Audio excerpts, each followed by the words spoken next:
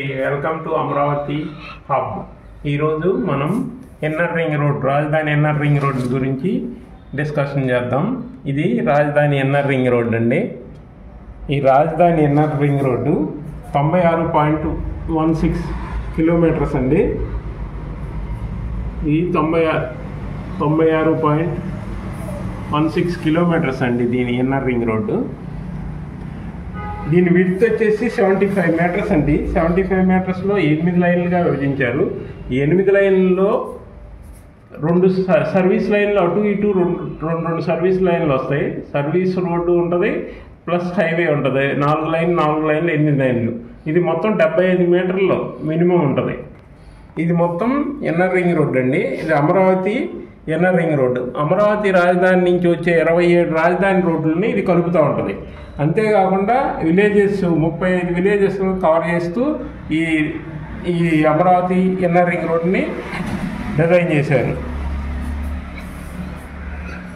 ఈ 35 గ్రామాలను కవర్ చేస్తుందండి.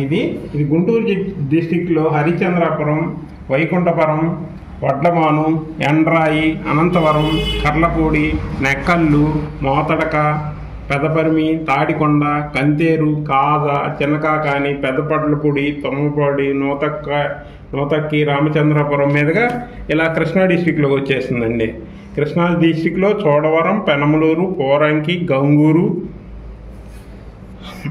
ఆత్కూరు, నిడమానూరు, సవరగూడెం, వెదురుపాలూరు, దాములూరు, ఇబ్రహీంపట్నం, జూపూడి, మళ్ళీ జూపూడి మీద కొండపల్లి, జూపూడి, కొటికెలపూడి, నవి, ఇక్కడి నుంచి మళ్ళీ గుంటూరు జిల్లాలో కలుస్తుందండి.